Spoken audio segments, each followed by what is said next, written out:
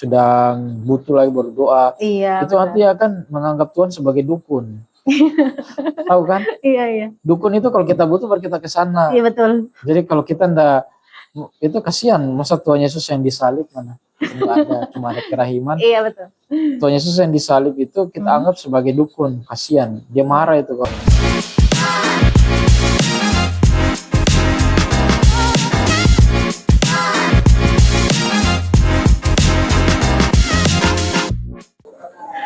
Selamat datang di episode kedua podcast Sahabat Amata, sebuah ruang berbagi cerita, refleksi iman dan harapan dalam perjalanan hidup kita.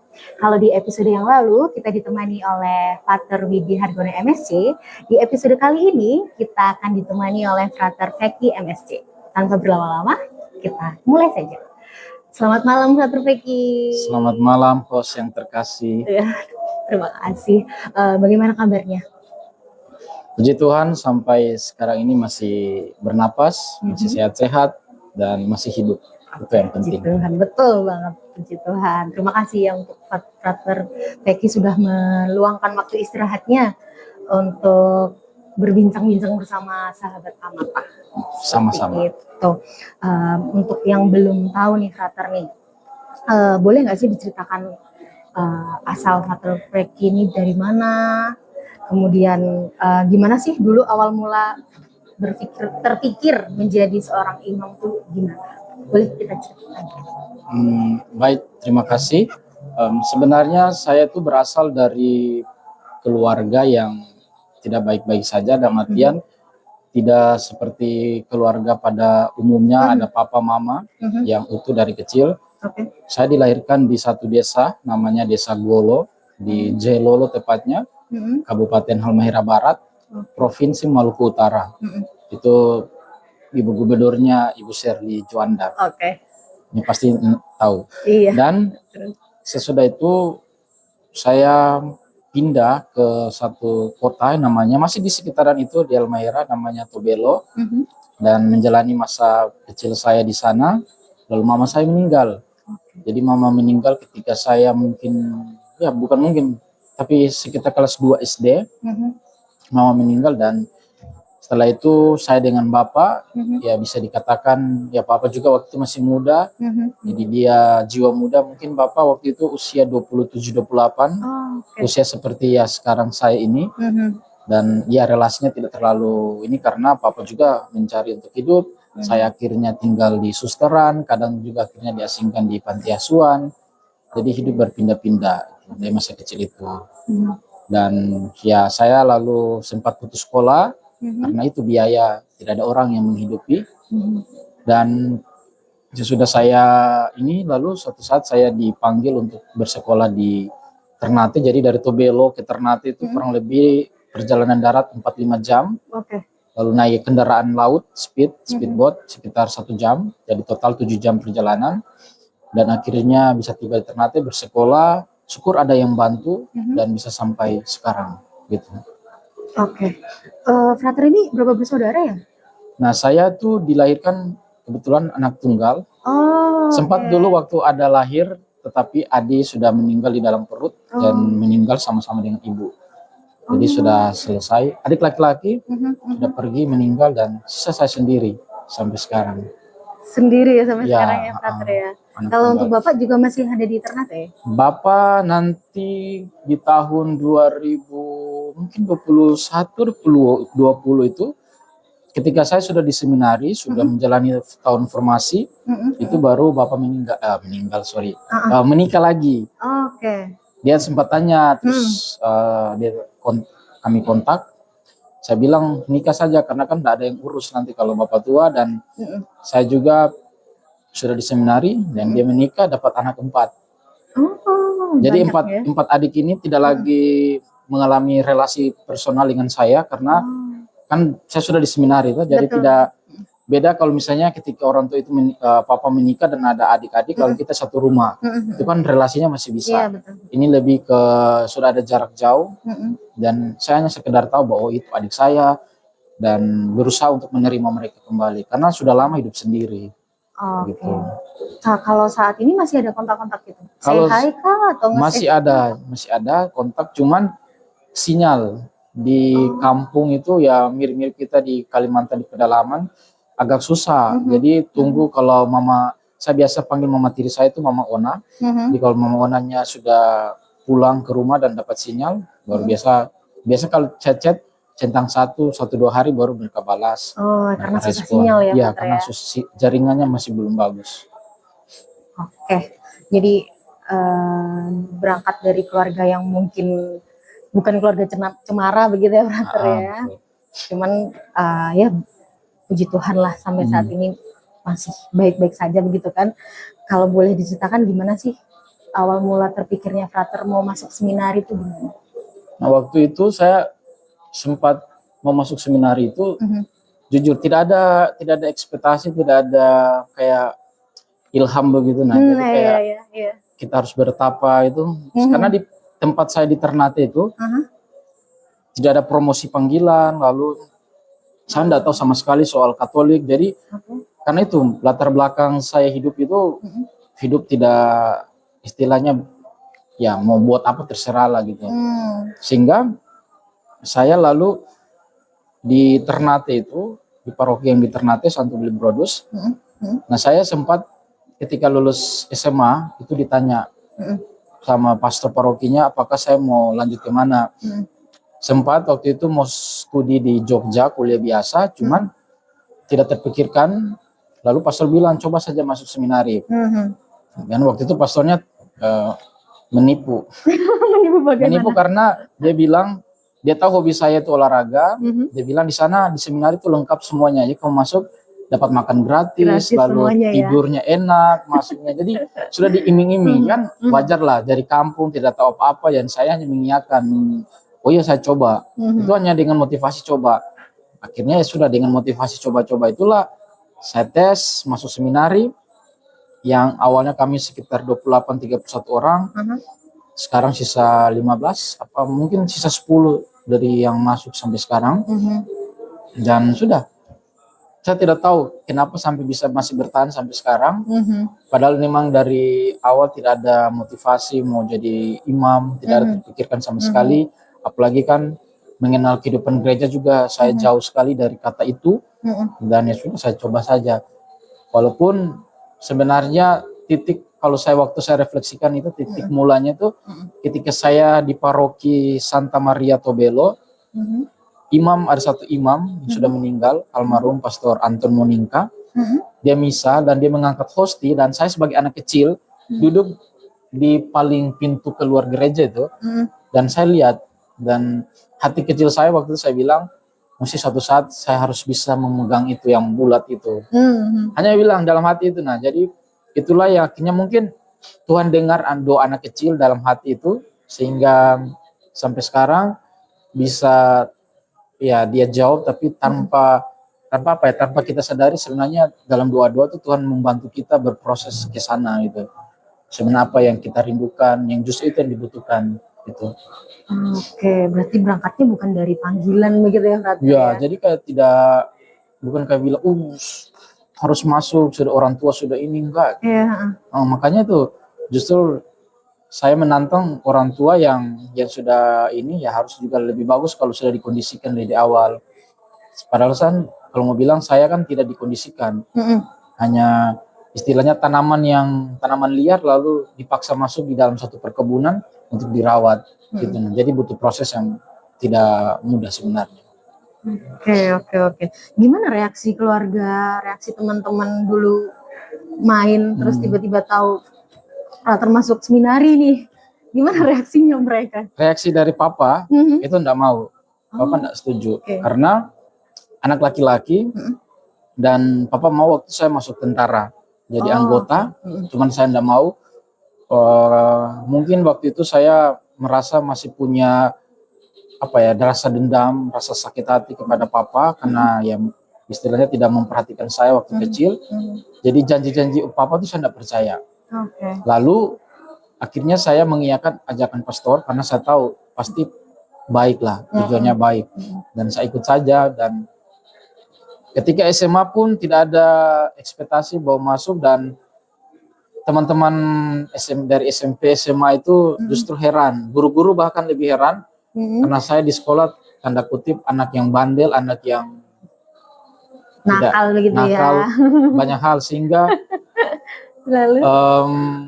mereka bahkan mempertanyakan apakah sudah yakin ini, karena selalu di pikiran mereka tuh tidak menikah, tidak ada pasangan. Iya. Itu yang selalu mereka ingatkan. Dan saya waktu itu kayak masa bodoh aja lah, saya bilang ya, saya coba saja. Kalau memang yang di atas menghendaki saya di sini kan apa salahnya? Jadi saya coba. Pokoknya semuanya saya coba dan sampai sekarang masih stay di sini, dan beberapa guru-guru akhirnya mulai kayak mulai yakin dan berdoa supaya Vicky itu bisa lanjut, bisa terus. Dan saya bilang terima kasih. Ada teman-teman yang dulunya memandang sebelah mata, menganggap tidak mungkin, masa kamu mau masuk di situ, tidak mungkin. Ya saya buktikan saja, sebenarnya sudah biarkan waktu yang menjawab itu, saya hanya menjalani dan berusaha, itu aja. Oke, baik. Menurut Frater apa sih tantangan terbesar masuk seminari ya? Jadinya kan meninggalkan kehidupan duniawi nih, karir, terus mungkin dengan relasi dengan lawan jenis seperti itu. Menurut Frater tuh apa sih? Apa ya tantangan terbesarnya?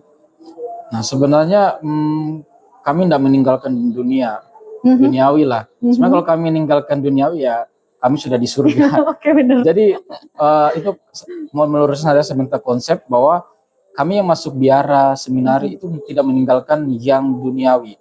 Dalam artian buktinya saya ada ini, saya masih pakai baju ya, jadi masih inilah.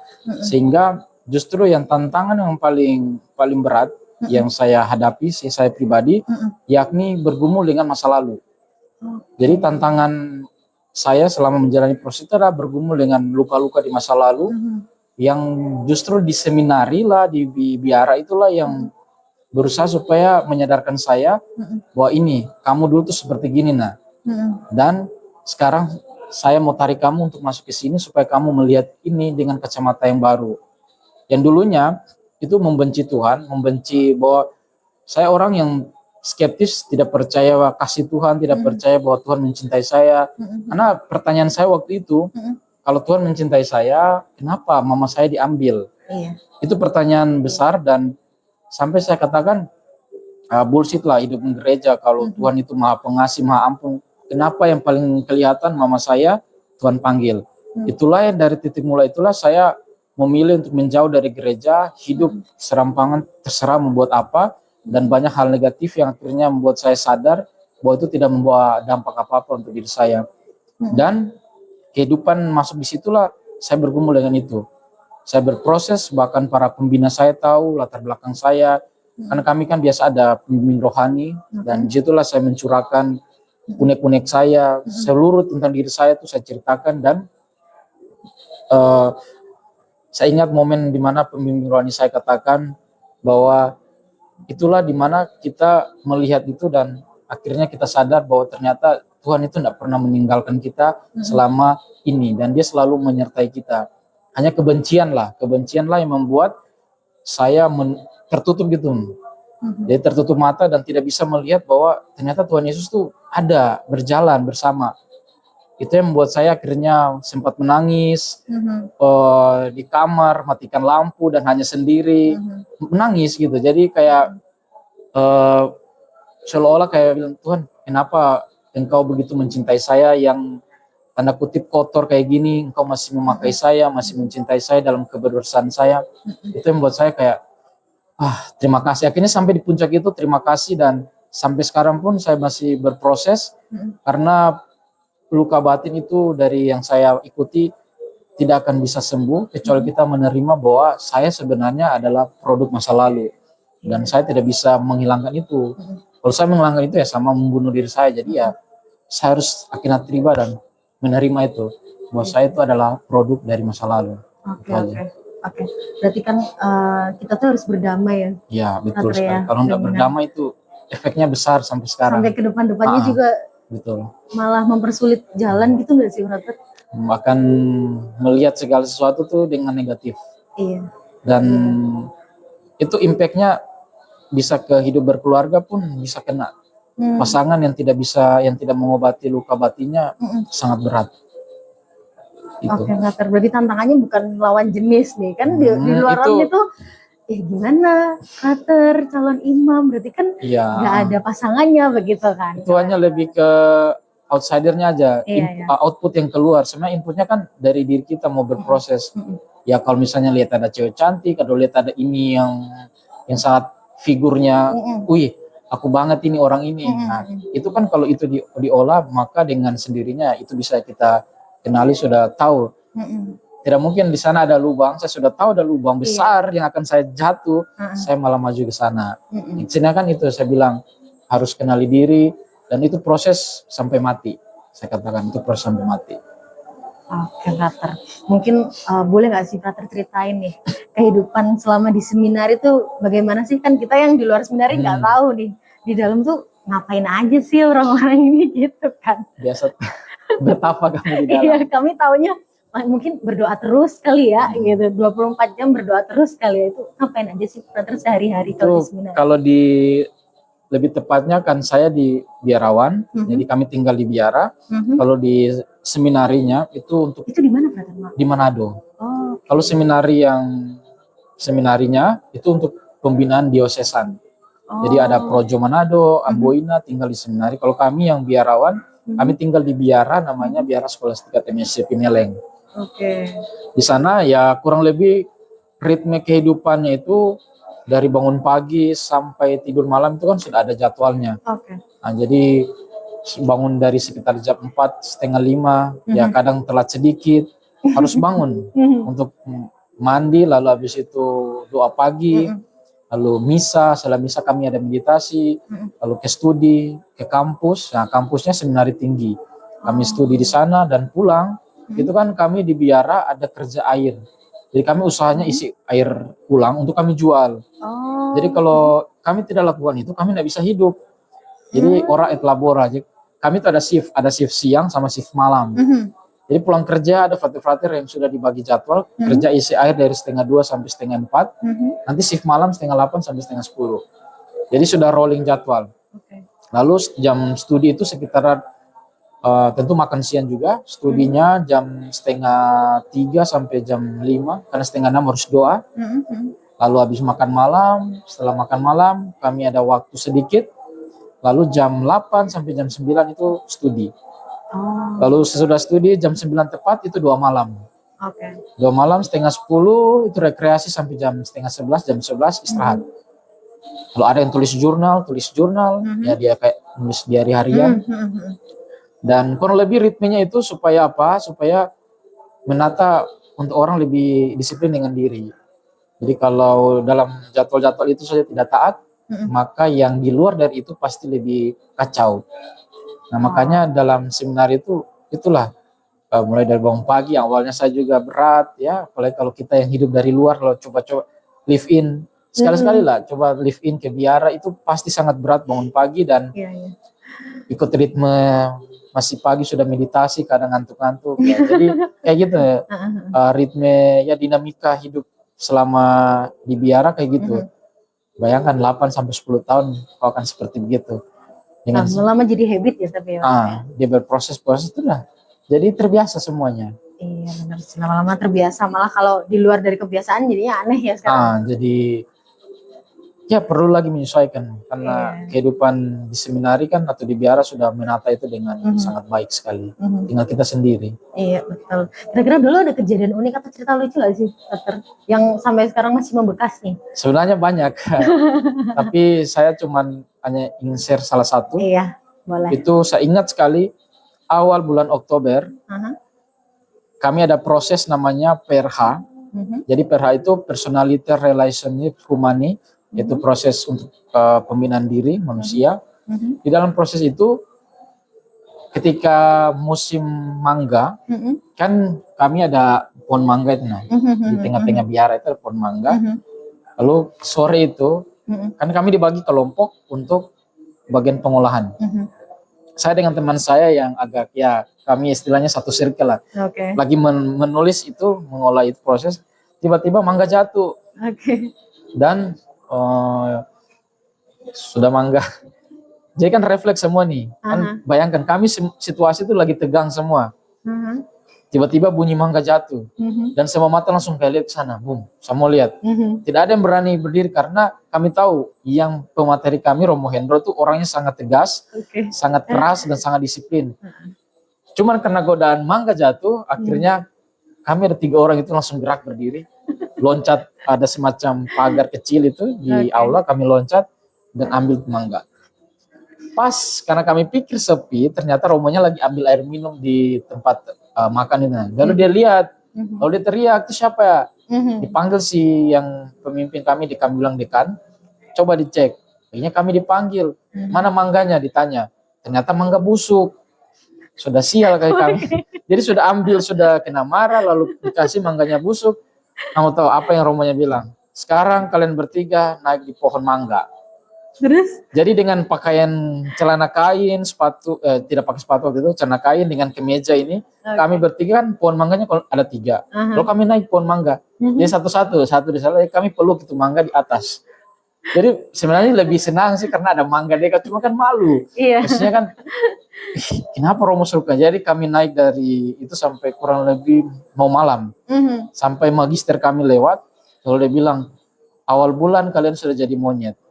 Itu kayak membekas, jadi kayak pengalaman yang ya mau bilang setelah direnungkan agak lucu juga, malu, tapi waktu itu memang rasa sangat apa ya, kayak berdosa.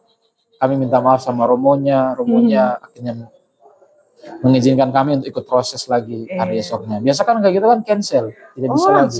Iya, tidak bisa karena berbuat melanggar aturan dari yang sudah disepakati. Nah, itu pengalaman yang masih ingat saya. Dan ada satu juga pengalaman ya di mana kami terlambat pulang. Itu kan kalau di sana kan nggak bisa terlambat pulang. Dan kami pergi ambil sayur dan pulang dengan teman-teman. Sesudah kami bawa sayur sampai ke dapur, ternyata pemimpin kami sudah menunggu di depan. Lalu? Dia sudah berdiri, dan kami pikir kan tidak ada orang, cuman kan pastornya ini kan dia kayak sudah tahu lah, dia sembunyi, dan tiba-tiba kami sudah di unit dan dia muncul. Mungkin marah lah kami, lalu ya kami mau tipu juga nggak bisa, karena dia sudah lihat. Akhirnya kami kena hukuman, tidak bisa keluar 3 bulan. Oh, sama sekali? Kan selama seminggu itu kan ada waktu jalan-jalan, hari Rabu. Jadi dia bilang pokoknya selama tanggal merah dan waktu jalan-jalan hari Rabu tuh nggak bisa keluar. Kalian di dalam, mungkin kerja kebun atau kerja tadi yang isi air itu, kerja itu. Jadi sebenarnya kalau mau cerita banyak sekali pengalaman hal yang lucu, mulai dari ibadah, misa sampai yang kayak tadi yang hal yang kecil itu. Itu aja. Iya ya, kan jatuhnya jadi malu ya, karena mangga busuk jadinya. Pikirnya mau makan mangga, tapi ternyata yang datang mangga busuk. Ya, sesuatu yang bagi saya memalukan. Tapi unik setelah direnungkan. Oke, Frater. Kalau boleh tahu nih, apa sih alasannya Frater memilih MSC itu apa? Kenapa MSC? Gitu. Karena pertama, doa novena saya terjawab. Waktu saya di seminari itu menjelang, mau kan kami di seminari kecil, itu akan ada proses pemilihan mau jadi imam projo atau imam MSC atau imam biarawan lah. Setelah kami ini disuruh memilih, saya waktu itu sempat tergoda mau ke sana ke projo karena bisa pakai HP, bisa ada laptop, jadi bebas gitu. Nah, jadi diizinkan. Kalau kami di sini nggak bisa pakai HP, laptop, dibatasi, tidak ada. Dan saya sempat bingung karena teman-teman dekat semuanya ke sana, pindah ke sana, dan saya menulis itu, lalu kurang lebih 9 hari sebelum akhirnya keputusan itu, saya novena 3 Salam Maria apa Hati Kudus, pokoknya novena lah saya buat. Itu waktu saya enggak tahu, pas hari ke-9 jatuhnya, itu hari ulang tahun saya. Pas hari raya Hati Yesus yang Maha Kudus 2017. Ya, 2017, 3 Juni 2017, 3 Juni, itu hari raya Hati Yesus Maha Kudus, hari di mana MSC, pesta tarekat kami, tarekat MSC, dan saya bilang, ini jawaban sudah, saya pilih MSC karena sudah dijawab di hari ulang tahun saya di seminar itu, dan sudah, saya masuk MSC, Kami hanya 5 orang aja, sedikit.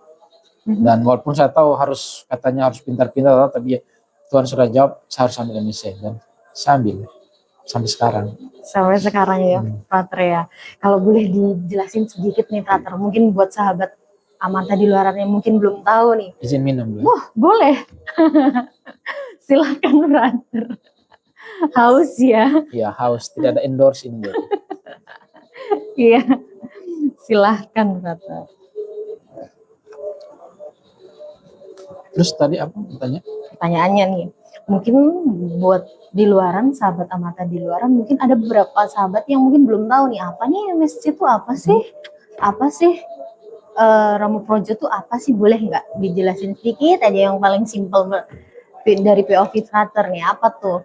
Karena kalau MSc itu apa? itu imam diosesan ya disebut, itu kan ada namanya tuh, kalau kita lihat penulisan resminya, itu RD, itu untuk imam diosesan, itu mereka yang melayani di keuskupan itu. Jadi mereka terikat dengan uskup, taat penuh dengan uskup. Jadi mereka istilahnya punyanya uskup lah. Jadi kalau dengar projo berarti harus pikir bahwa ini adalah punyanya uskup. Nah, lalu kalau kami yang imam biarawan, mau dia SY, OFM, OCD, SVD, MSC, dan begitu banyak tarekat, itu mengabdi, terikat dengan uskup itu hanya kontrak. Tetapi kami punya provinsial pemimpin. Pemimpin ya, mau bilang pemimpin kami yang ini ya provinsial. Jadi kalau misalnya dalam ucap janji selibat itu beda. Kalau yang projo akan bilang kami akan setia kepada uskupmu dan pengganti-penggantimu. Nah kalau kami juga akan bilang hal yang sama tapi ke provinsi kami juga, provinsial kami. Sehingga kami secara langsung tidak terikat dengan keuskupan, walaupun nanti dalam pelayanan kerja ada kontraknya, tapi kami itu lebih ke ini. Yang tadi saya katakan, kami biarawan, imam yang biarawan yang fokusnya itu hanya datang membantu keuskupan. Jadi kalau suatu saat di keuskupan contoh di Banjarmasin ini sudah banyak imam projo, maka kami yang MSc akan pergi mencari misi di mana belum ada pelayanan yang mumpuni, belum banyak imam, kami akan masuk ke sana. Kurang lebih bedanya seperti itu. Jadi yang satu yang projo untuk mengabdi ini, kalau kami yang biarawan ini, dan juga kami terikat dengan namanya 3 kaul, 3 janji. Kemiskinan, lalu kemurnian, dan ketaatan. Itu 3 itu mengikat kami sehingga kemana-mana ya kami harus taat pada yang pemimpin kami ya, ini provinsi kami, konstitusi kami. Bisa suatu saat kami pergi dari keuskupan ini yang tadi saya bilang kalau imam projonya sudah banyak. Begitu ya. Oke. Kalau di Indo sendiri tuh provinsi yang tadi yang Frater cerita itu terpusatnya di mana ya? Kalau yang MSc sendiri untuk Indonesia di Jakarta, provinsialnya sekarang sudah baru Pater Roni Dahua. Dan ya kurang lebih Indonesia. Kalau untuk yang pusatnya itu di Roma. Kami punya Pater General kami sebut, itu pemimpinnya di Roma. Oke. Mungkin buat sahabat Amata yang belum tahu nih 3 kaul tadi, boleh nggak sih Pater dijelasin dikit? 3 kaul itu ada ketaatan, kemiskinan, dan kemurnian. Jadi kalau ketaatan ya kami belajar taat kepada pemimpin kami. Jadi tadi saya bilang mulai dari superior daerah, superior di skolastika sampai di pemimpin provinsi dan general. Belajar taat. Lalu kemiskinan ya apa yang menjadi milik pribadi itu menjadi milik tarekat juga. Kalau kami meninggal, misalnya saya dikasih hadiah mobil, saya dikasih motor, saya dikasih tanah oleh keluarga. Ketika saya meninggal itu diambil oleh tarekat. Jadi kami hanya diberikan hak pakai. Misalnya kalau saya dikasih hadiah motor, ya motor itu nanti kalau saya meninggal ya diambil tarekat, bukan saya punya, bukan keluarga punya lagi. Jadi semua barang-barang yang saya punya itu milik tarekat. Jadi kecuali nanti tidak kecuali karena kami sebelum kalau kekal sudah tanda tangan akte notaris bahwa seluruh kepunyaan milik pribadi itu milik tarekat. Apapun itu, baju juga semua.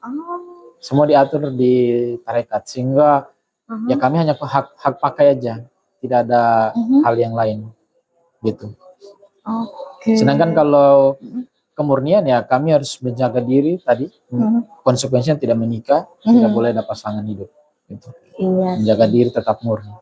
Tapi memang semua imam Katolik Iya. menjaga diri tetap suci nggak sih, Frater? Ya, wajib kan? Itu masih aturan tetap. Iya, betul sih.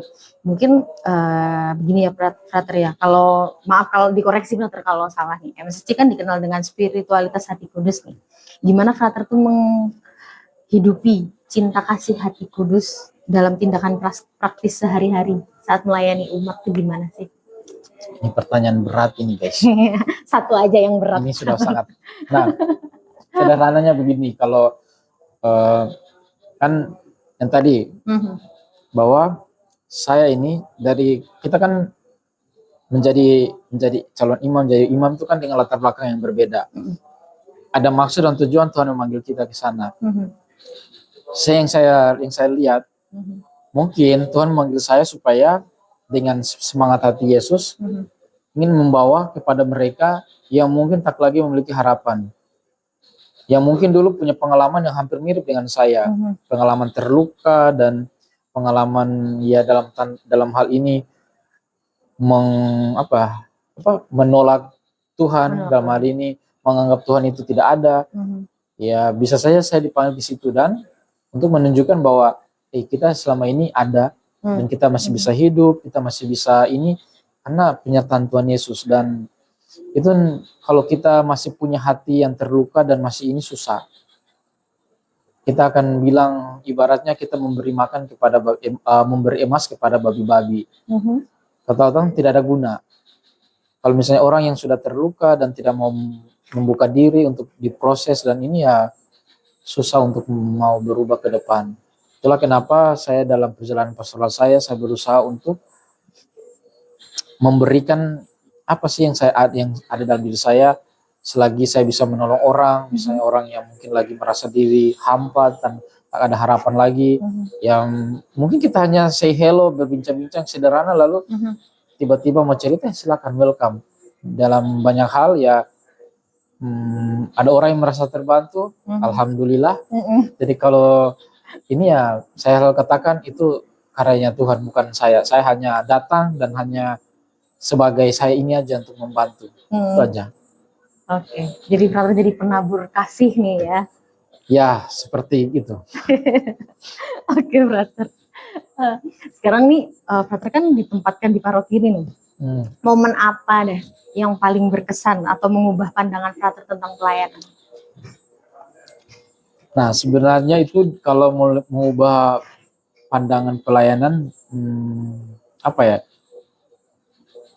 Lebih ke cara menyesuaikan diri aja, lebih cara menyesuaikan, karena saya sudah sempat dulu berpastoral di paroki Tanjung Redep di Berau, Kalimantan Timur ya? Kalimantan Timur. Okay.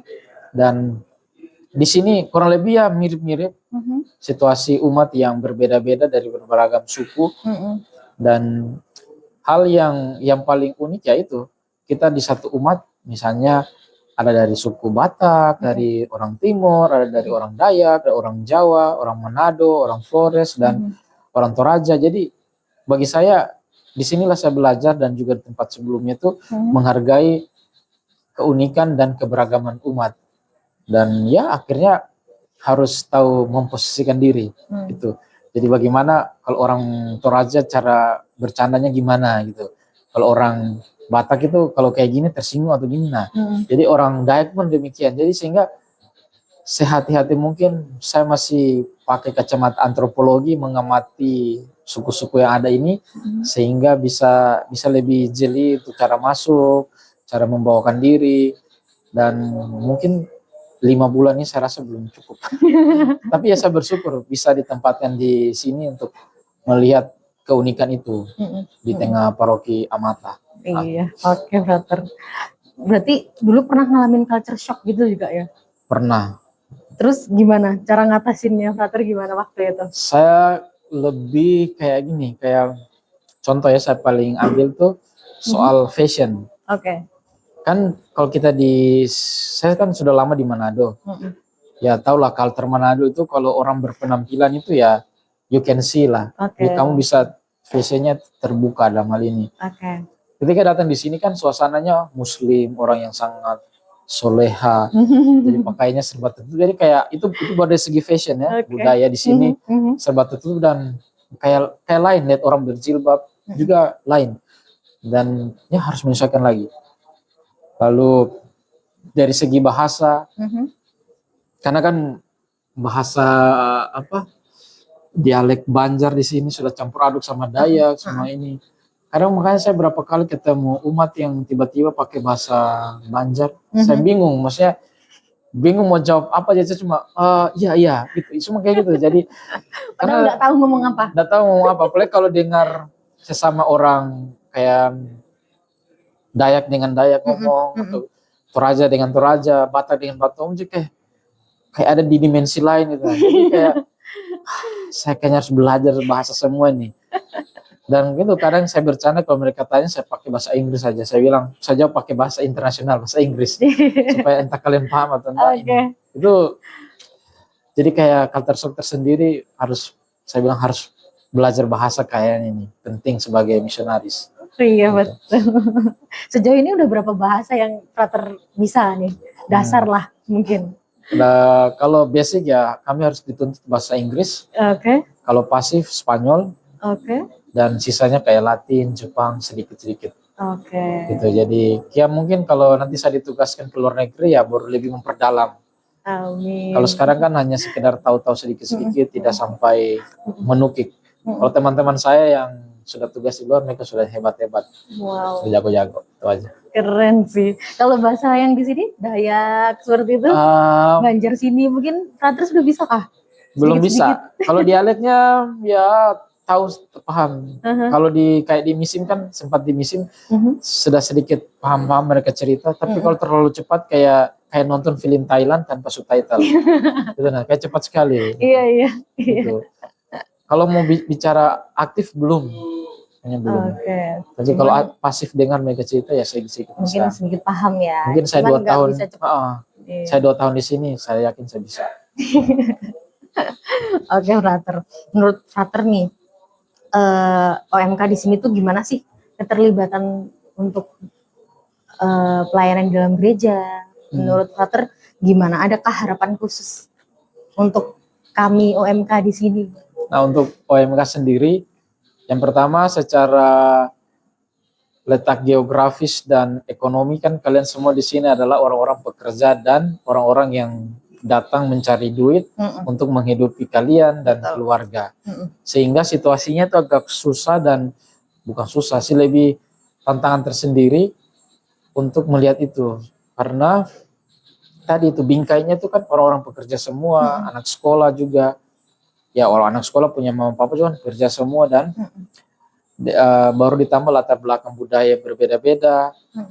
Lalu ditambah lagi beberapa ya orang muda yang saya bisa katakan sense of belonging terhadap gerejanya kurang. Dalam artian ini kayak tidak ada kesadaran bahwa sebenarnya gereja lagi membutuhkan saya loh ini. Gereja itu sebenarnya kalau tanpa saya tuh sebenarnya gereja tidak ada apa-apanya. Kalau dia punya kayak berpikir kayak gitu, maka taruhlah 10-15 orang berpikir hal yang sama dan mereka kumpul, ya pasti lebih menghidup dalam gereja. Tapi karena itu tantangan tadi, ada sedikit kesadaran kurang bahwa kehidupan gereja tuh dilihat sebagai sesuatu yang belum kena ke saya, karena mungkin ya satu sisi gereja dalam hal ini umum ya tidak memberi dampak apa-apa untuk dirinya, dan dia belum merasa ke situ. Tetapi lepas dari itu sudah ada progres teman-teman OMK, ya mulai dari ketuanya Melki dan teman-teman di stasi OMK di stasi sudah ada ya 1% maju. Itu bagi saya lebih baik daripada tidak melangkah sama sekali. Dan saya senang sudah mulai perlahan-lahan, walaupun ya kalau dalam bayi masih merangkak. Tapi ada progres ya. Ya, saya percaya karena saya nonton podcastnya Pastor Bram itu OMK di luar negeri itu sudah mulai hidup berkembang. OMK orang-orang di Roma, di Prancis itu sudah sangat hidup, apalagi di Amerika. Mereka berusaha untuk membangun rasa memiliki terhadap gereja. Jadi gereja itu bukan cuma pastor, bukan cuma suster, tapi itu punya kita nih OMK ini. Gitu. Oke, gitu ya. Menurut Frater nih, mengenai cara kaum muda zaman sekarang memaknai doa itu, pendapat Frater gimana? Memaknai apa? Doa. Jadi kami kan karena kami masih muda ya Frater ya. Saya sudah tua nih. Enggak sih. Enggak sih, cuman kan Frater udah ada disiplin, udah masuk seminari ya begitu kan. Cuman kami yang masih awam, kemudian kami yang mungkin masih apa ya, masih bergelut dengan kehidupan sosial di luar seperti itu, yang mana ya mungkin kebanyakan kaum muda saat ini berdoa ketika kami kesusahan seperti itu Frater. Tapi ketika kami senang, happy, lupa sama doanya seperti itu. Menurut Frater tuh gimana sih biar kami tuh mau susah, senang, sedih, itu juga kami tetap berdoa gitu. Itu apa sih yang harus disadarkan dari kami seperti itu? Kalau host doa malam ada nggak sebelum tidur? Sepertinya saya keseringan ketiduran sih. Sering ketiduran. Nah sebenarnya kalau membangun hidup doa itu, saya juga pribadi berjuang dari awal berjuang untuk, karena ketika kita bicara doa kan kita bicara tentang relasi saya dengan Tuhan Yesus secara pribadi, secara personal, dan relasi personal itu harus dimulai dari kesadaran bahwa saya tidak bisa hidup tanpa doa. Mulai dari tadi saya bangun pagi, lalu nanti mau keluar pun, karena kan apa ya, kayak kita orang Katolik tanpa menyebut kita Katolik, kita bisa buat, yakni tanda salib. Ya itu salah satu doa Tritunggal atau doa dengan unsur trinitaris, itu sangat besar. Jadi mau dimanapun itu, mau di ruang makan, mau tidur kah, kalau kita membuat, kita percaya dengan doa yang tanda salib yang sederhana itu, maka perlahan-lahan itu menjadi habitus dan kebiasaan. Dan tinggal nanti bagaimana saya secara pribadi itu melihat bahwa sebenarnya doa itu bukan lagi satu aturan, tetapi lebih kepada kebutuhan. Kalau saya merasa bahwa saya ini ada karena Tuhan, maka saya harus berdoa. Jadi bukan lagi kalau orang yang akhirnya jatuh pada hanya tadi yang tadi disebut, kalau mau sudah butuh lagi berdoa, itu nanti akan menganggap Tuhan sebagai dukun. Tahu kan? Iya. Dukun itu kalau kita butuh baru kita ke sana. Iya betul. Jadi kalau kita itu kasihan, masa Tuhan Yesus yang disalib mana? Enggak ada, cuma ada kerahiman. Iya betul. Tuhan Yesus yang disalib itu kita anggap sebagai dukun, kasihan. Dia marah itu kalau kayak gitu. Jadi kita harus menganggap itu sebagai satu bagian dari diri saya, dan sebisa mungkin saya sadar bahwa saya dicintai oleh Tuhan dan saya harus berdoa. Dari hal yang sederhana, tanda salib. Kan biasa kalau orang tua kan anak mau sekolah kan dibuat tanda salib di dahi. Nah, itu doa dari papa mama atau dari keluarga biasa. Jadi itu dibiasakan dari anak kecil. Jadi pokoknya kalau ada keponakan atau apa ya dibuat tanda salib aja. Sini tanda salib. Lama-lama akan jadi habitus dan dia akan saya dibuat tanda salib terus rutin. Nah, itu. Begitu ya. Iya. Oke Frater. Dari pandangan Frater nih tentang doa yang tidak dikabulkan tuh gimana sih? Kadang kan kita kalau doa, katakanlah doa little things lah, berdoa semoga hari ini lancar, kerjanya aman, begitu kan, disertai semua urusan-urusan lancar. Tapi ternyata di tengah-tengahnya mungkin ada trouble atau mungkin ada konflik dengan teman kerja atau bagaimana. Berarti kan mungkin ada perasaan, padahal aku tadi udah doa loh, tapi kok tetap ada trouble sih. Itu cara Frater nyikapin hal-hal begitu tuh gimana sih? Ada nggak doa Frater pernah berdoa terus tiba-tiba ternyata nggak terkabul gitu? Banyak. Terus gimana caranya Frater?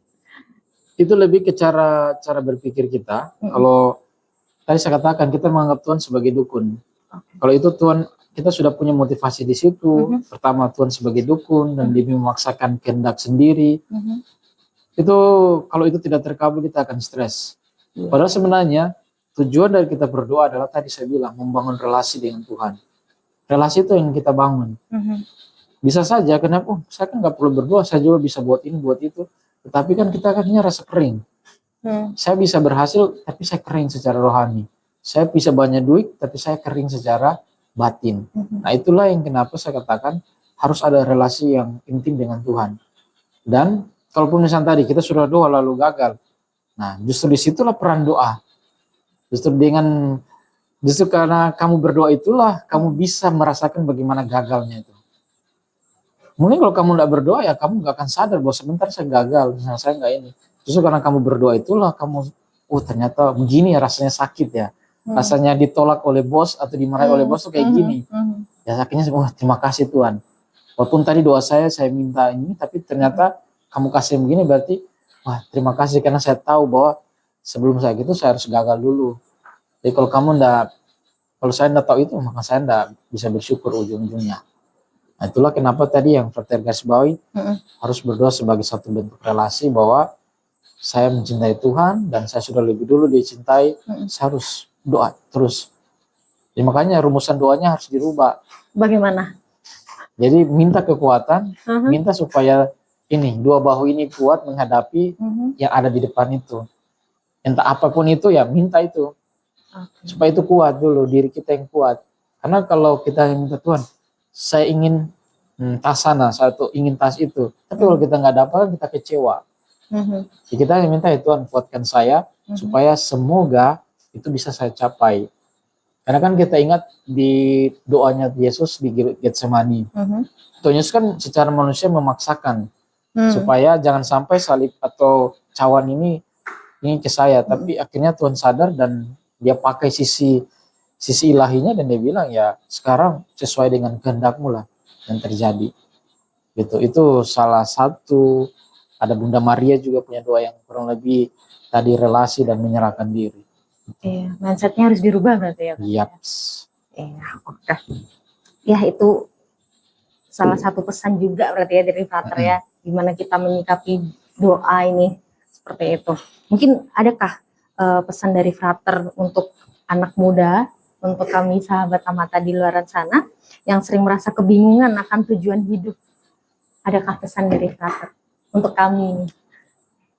Kalau dari saya, pesan saya itu sederhana, yakni belajar mencintai gereja Katolik yang satu, kudus dan apostolik. Dan jangan pernah tinggalkan itu. Seberapa sakit hati terhadap gereja, oknum-oknumnya di dalam, jangan tinggalkan gereja Katolik. Titik saja. Titik, nggak pakai koma ya, Nggak ada jangan koma. tinggalkan gereja Katolik. Begitu. Oke Frater. Mungkin adakah harapan dari Frater nih untuk gereja dan generasi muda di masa depan? Adakah? Harapan. Tadi saya bilang gereja itu harus ada rasa sense of belonging terhadap saya orang muda, harus tahu bahwa ini gereja punya saya dan dia bisa hidup karena saya. Jadi saya harus membangun, saya harus bergerak supaya gereja ini betul-betul bisa terlihat. Kalau tidak ada itu, mohon maaf, gereja Amata mungkin 5 tahun depan mati, gugur. Walaupun sabda Yesus bilang tidak alam maut, tidak lain, tapi kalau dari diri sendiri orang itu yang sudah membiarkan cuek, acu tak acu, ya mau bagaimana lagi itu. Itu kita hanya menunggu Yesus datang kedua kali baru bisa mengubah orang itu. Karena kalau kita sudah kasih nasihati, dan orang itu tidak mau berubah, ya biarkan saja nanti karya roh yang menegur dia secara langsung. Nah itu sehingga harapan saya di masa depan ya belajar supaya gereja Amata ini secara khusus gereja yang di sini itu gereja lokal itu punya saya, punya kita, dan harus kita jaga, kita hidupi. Gitu. Oke, baik. Karena kita sudah di penghujung sesi semua habis podcast kah? nih. Iya dong, sudah malam. Frater juga perlu istirahat. Perasaan Seperti itu. Okay. Bolehkah ada doa singkat dari Frater untuk kami semua sahabat Amata? Bisa. Silahkan. Jadi Frater. sudah mau tutup kah? Iya dong. Cepatnya. Host belum minum kopi. Aman aja Frater. Nanti saya bawa pulang nih. Ini malah tim di belakang Arya sudah makan. Memang menggoda iman sekali. Iya, kita belum doa tapi Arya sudah makan. tapi enggak apa-apa. Dia sudah bunyi-bunyi piring. Oke, Silakan. kita tutup, kita doa supaya teman-teman tim di belakang, Juan, ada Daniel, ada Des, Mbak Des, ada Mas Arya, ya. Awas kolesterol Mas Arya. Baik, mari kita berdoa dalam nama Bapa dan Putra dan Roh Kudus. Amin. Amin. Dikasihilah Hati Kudus Yesus di seluruh dunia selama-lamanya. Bunda Hati Kudus, doakanlah kami. Amin. Allah Bapa yang Maha Baik, kami bersyukur atas rahmat kehidupan yang Kau berikan bagi kami semua, secara khusus teman-teman Komsos dan juga orang muda Katolik di Paroki Ave Maria Tanjung yang sampai saat ini masih terus berjuang untuk menghidupi kehidupan mereka dan juga menghidupi keluarga yang Engkau percayakan. Kini kami akan mengakhiri sesi kami ini dan kami mohon semoga seluruh rencana pekerjaan kami Engkau berkati agar semuanya sesuai dengan kehendak-Mu. Inilah doa yang kami sampaikan kepadamu dengan perantaraan Kristus Tuhan kami. Amin. Dalam nama Bapa dan Putra dan Roh Kudus. Amin. Amin. Terima kasih. Terima Bu kasih, Frater. Ibu host. Iya. Belum kenalan emang tadi ya, Frater ya. Iya, kita belum sebut nama juga.